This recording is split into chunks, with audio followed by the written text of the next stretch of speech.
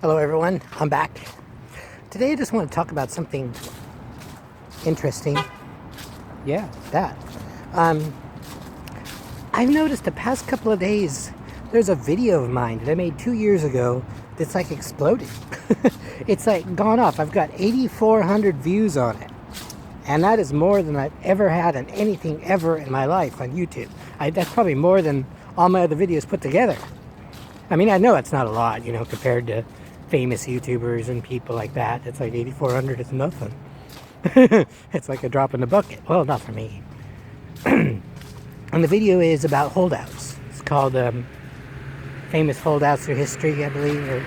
It's about military or paramilitary units, or even just group of soldiers that, when their war was over, they didn't feel like surrendering. Not to the enemy, or something. Maybe they wanted to escape. Maybe they just didn't feel like surrendering. But I thought it was really interesting because, that was 2 years ago, and that was before I had my little aberration or whatever it was, and before that aberration was helped out the door by some very unpleasant people. So, well, let's not go there.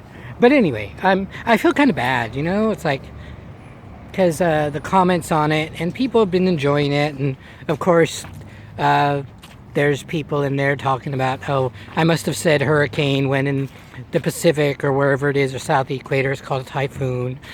That sort of thing. The usual back and forth, in which it's always enjoyable to see on YouTube. I remember when I made it. I remember when I made that video because I'd heard about, of course, that Japanese guy.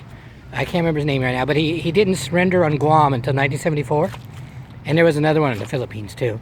And I remember that. And also there was that German radio station. Well, that group of Germans that didn't surrender until 1946. Well, actually, it's just because they were stranded.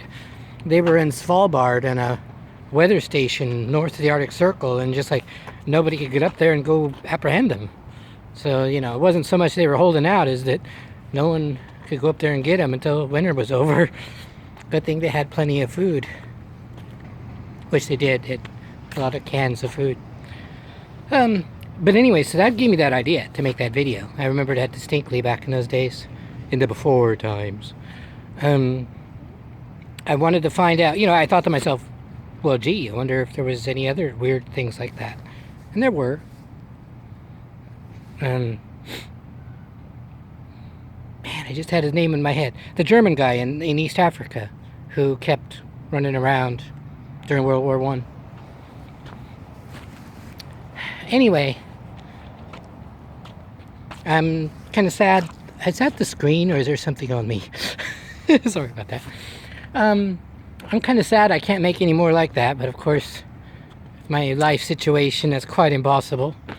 Can I barely make these videos. I don't even have that computer anymore. But one thing I could tell you is in this backpack, the computer was left behind. Whether it got smashed up or taken by the landlord's cleaning people, they didn't get one thing. I took the hard drive out, and it's in this backpack. In a plastic baggie. It might survive. So, if I get out of this someday and that hard drive survives, I'll still have access to a lot of my stuff. So I just wanted to say thank you to everyone that's watched that video, the holdouts video. It was very nice. It makes me feel kind of sad because I've lost that part of my life now, but it also makes me happy. People are watching it, they're enjoying it, they're talking about it. 5 people voted it down, for which they can come and kiss my hairy butt. And I haven't bathed in a couple of days, so that butt is really stinky. Yeah. I just want to thank everyone for watching that video, and I'm glad they're enjoying it. And I will talk to you later, and hopefully I'll find something as interesting as the holdouts and the mysterious romance books in the park in the present day. I'm keeping my eye out. Is that something? What is that? Ew. You don't want to see that. All right. Talk to you later. Bye.